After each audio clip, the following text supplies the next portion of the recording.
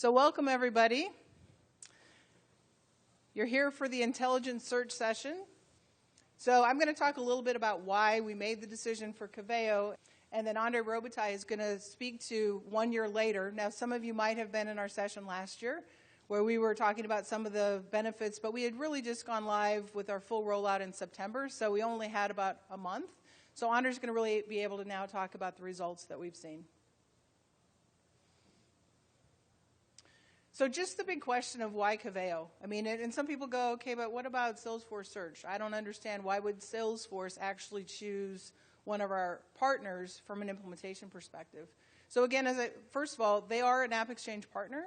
And what Andre will share is the fact that, similar to many of you, you have content that maybe sits outside your Salesforce org.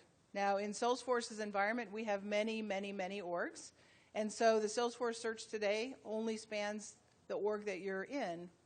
Since we have assets that are in many, many orgs, we needed to bring in a tool like Coveo to help us gather up all that content where it lives and offer it up to our customers. So from a technology architecture perspective, it's a SaaS offering. So it fits within our architecture strategy. We're showing the Gartner slide, and of course, Salesforce, we want to make sure that we're working with partners that have the vision, that are seen in the industry as leaders. And what you'll see both in David's presentation and Andre's presentation, just how Coveo is basically the crawler or the indexer to go find the content where it lives and allow you to use it in a very simple implementation. In fact, I have to say, 2 years ago, Andre and I were actually sitting at Dreamforce. It was November, and we hadn't signed the contract yet. And I have to say, we were live in March. And I didn't believe, some of the guys on the team, I did not believe that we could actually index our content and be live in 3 months. I've been on a lot of projects, and I've really never had a 3-month implementation cycle with a very complex implementation. So the two things that we do focus on within our help and training portal is to be able to increase our internal-facing agent proficiency and also our customer engagement.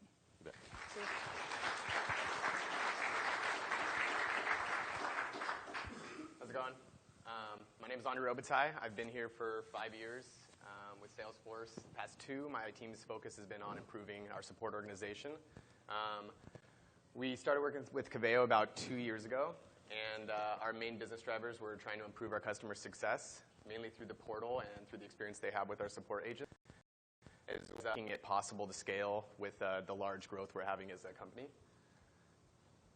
So we really focused on making sure that our agent console had all the capabilities to provide answers right away. Every case that comes in, we can read that subject, we can know the categories that it comes with, and we can use that to bias and provide back the most relevant content.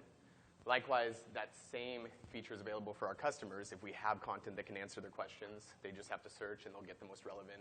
They can filter and get there. We started off with, these are all separate Salesforce orgs, so our university lives in its own place, so all the training courses and offerings that people need. Our internal org is called 62 org, so all of our knowledge and our documentation, our internal procedures, all that kind of stuff. And then our community, so answers, ideas, known issues, those kinds of things all lived in completely different places. And recently this year, we started adding in the developer force to give all of our developers a chance, and YouTube videos we had last year, but we're also incorporating Vidyard and trying to get hosts from any source that Salesforce offers and creates content. We want to make sure there's like a one-stop shop for our customers to just come in to help in training, type it, and then we'll redirect them anywhere we can. So the main driver behind adding these new sources is that we've seen that every new source you add gives more context to the user and therefore a better chance for them to self-serve. So we use the analytic insights to understand the true intent. What did they do when they came in? Did they click on things? Did they like that content? Did they dislike it? Did they end up logging a case at the end of that? Those kinds of things help us understand and find content gaps and improve those content gaps. Over the past year, we started this project with the goal of improving our self-service to 3%. Within the first year, we were well over 11, and now we're well over 20. So, that's pretty dramatic in a year, and we're really happy with that result. Our average click rank has improved by 2 positions. What that means is that if a customer came to the site and they clicked on the 5th document on the list after searching for something, now they would find that same document as the 3rd position on the list. So people are finding it easier. The better content's moving above the folds of the page, and that's making it lead to this kind of improvement in our self-service percentage. And then our 30 worst performing queries were actually our most typed search results. So people would type in chatter, and there's just so much content that has chatter, right? So, I mean, they weren't getting the best content. Now we're getting that best content to you. We're making sure that people can find that stuff. I think this kind of speaks for itself, this slide. You'll notice the bottom line there is kind of our case volume over the past year. And then you'll see the traffic go up and the new users going up. That's a 30% spike. And each of those points of ingress where you see it spike again, that's when we've added new content. So giving people more content is what's really driving them to be able to self-serve and keeping that volume low while our customer growth goes up. Oh, another thing on that is that the time it takes for them to solve and the time they spend on our site has been going down. So when you see people coming in higher volumes, but they're not having to spend as much time on the site, they're happier, and we're happier that they were able to self-serve. What's next is what we're really excited about. We're in the middle of redesigning the portal, which should be live in late October. And what we're doing is we're using some new functionality that Coveo has come out with to provide a machine learning type experience. So everything that you guys are doing on our site, we're collecting analytics, custom events that we've set up, and we're understanding what you've clicked on, and that content is then being boosted through algorithms that Coveo has to make it easy for the best content to rise to the top. And as you guys use our site more, it'll continue to get better and better and learn from those kinds of successes. So the old philosophy was always what you see is what you get, right? Now the new one is what you see is what you need now. So what we're giving you is what you need to see. And that's the main goal of search, is help you find that stuff. So with that, I'm going to open up to some questions. If you want to come. So I have to admit, I was initially enticed to come here because the title said, triple your case deflection. That's what really grabbed me. And I just want to get a better understanding what you all have done or what other people in the room have done. What is your calculation of case deflection? Andre, do you want to speak to that? So when we started this, we had a case deflection of around 3%. So we're getting over 60,000 cases a month. And so now we're getting over 20% case deflection. So we're keeping that volume the same. We've increased our customers. So we're seeing deflection at a rate of, 12,000 would-be cases every year that we're not, or every month that we wouldn't get anymore. Well, I think what she's asking is some of the key elements that we're counting to calculate the deflection, because that's always the dilemma. So maybe just speak to, is that your question? Yeah, maybe just speak to some of the analysis that we did of what are the key behaviors that we're counting as deflection. We're counting things like, did the person, at the end of our case flow, we provide content, suggested solutions, and when people click on those suggested solutions, they get to see a preview of the content that should help them, and they can select either, yes, this solved my problem, or no, submit the case. So every time they click, yes, this solved my problem, we close out that case as a case deflected. We have probably 20 different points that we do this at. We do a variation of assumptive ratios, so we don't know every user's intent in the portal is not necessarily to create a case, but we can assume there's a variety of needs that they need. So when they come and they view content, when they come and they leave our site or they get redirected to the developer force and they don't come back and have a session, or in the same day they never create a case, we can assume that they've had some success. And we don't take that as a one-to-one because we don't think that we're that great yet. But we do think that there is a correlation between people coming with the intent to solve a problem, getting directed to content, and then not logging a case that can lead to that. So my question is related to a slide that you had earlier, talking about like a user's search string. They were searching for like chatter, right? And you were experiencing low success because they were using such a generic search string, so they brought up a large volume of content. And then you talked briefly about how you were able to change that. How did you go about like serving better content even though people were still using very generic search strings? Yeah, so there's a variety of approaches we took. Some of those things were looking into what did the users search next and finding out patterns, trying to see which content they clicked on that actually helped them out. We've also introduced synonyms that might help them. Trying to weight different things is a possibility. We haven't actually weighted much in our search engine because we're trying to do the machine learning and let everyone's activities kind of drive that behavior. But what we've done is those popular terms, we go back to our content that the people were clicking on, and if they weren't having success with that, we look to improve that content.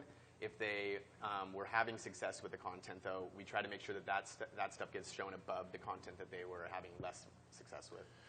It's kind of continuous improvement. You go through it, you analyze it, and it's kind of everyone's a little bit different. If I can ask one more question about feedback. So what are the different channels that you guys use to capture feedback? Like for us, we use like a scoring mechanism within the article itself, but I've also worked with other organizations that use direct surveys. Like when you are navigating away from the support site, it'll pop a survey up and prompt you. How do you go about understanding whether or not users found an article useful? So for a lot of our content, we have the thumbs up, the thumbs down. For questions and answers, people give a best answer, so we know that content definitely has the answer to whatever question was asked. And then we also have our case volume. We can see what content the support agent attached to the case, and we know that ends up solving the customer's problem in the long run. So we look at that content, we kind of matrix out all these things and see which ones are actually benefiting them. We take the indirect feedback from the cases and the direct feedback from the customers saying this is good or this is bad. Are you getting the results information from Coveo or Covea? Is that what? So they're providing the reports and the dashboards and stuff for those results. Yeah, Coveo has a really cool analytics engine. So you have out-of-the-box functionality, so you don't necessarily need to create custom events. We decided to do that since we have a heavily customized portal. And so we capture a variety of different dimensions, and we can get all that feedback directly from Coveo, and we can view it inside Coveo's analytics tool. Do you have an attribution scheme across those various instances that you were repositories that you're searching? Anything that's consistent across, and if so, where do you do that at? Meaning, do we have common attributes across each of our? Yeah. So when you go to our top results page, which is the kind of default search, the filters on the left side are basically the common attributes we have across. Unfortunately, there's a lot of different sources and a lot of different teams that want to create and track their own information, and they have their own list of values. So part of what we've been doing this year and in our new portal is we're trying to standardize the list of values. That was one of the big takeaways from last year, is that it's not necessarily the search engine of Coveo that you need to optimize, it's your content. Getting the right list of values that are standardized across all your repositories, making sure that you have the dimensions you want to track and that you know what should be biased or what should be available to people to choose, and that's going to help them narrow down the results.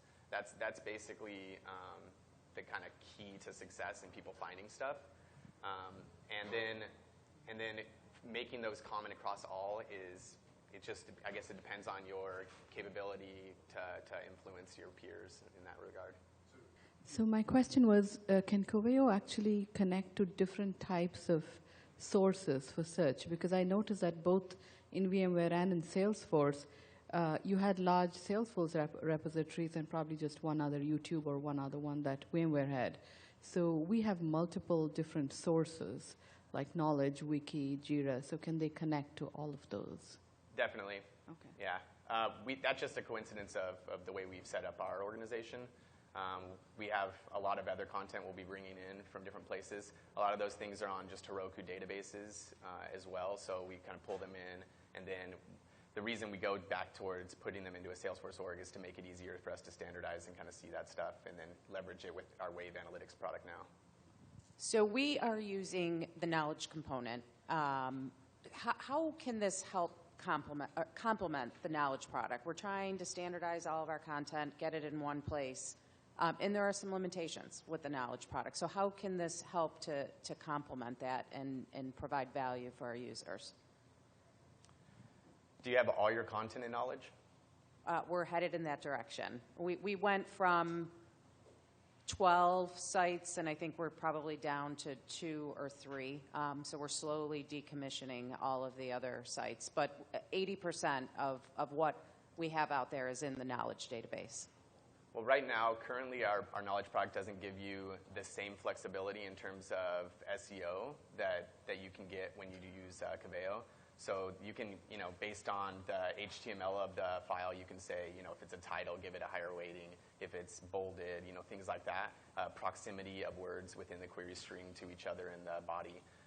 You can use all that kind of stuff in Coveo that'll help you weight, as well as the rules engine, A/B testing, things like that we haven't deployed in Knowledge in Salesforce. So I think some of those things will help, as well as the analytics and the continuous improvement aspects that go into finding content gaps and improving the content that is there. Yeah, I was just going to speak to one other thing that we appreciated was the dynamic faceting, right? In the fact that you're bringing in repositories and some of the faceting and being able to have the facets be reordered, whereas in the standard product, it's a fixed facet. So you want the results that have the most, numbers to show at the top. So that was another key feature.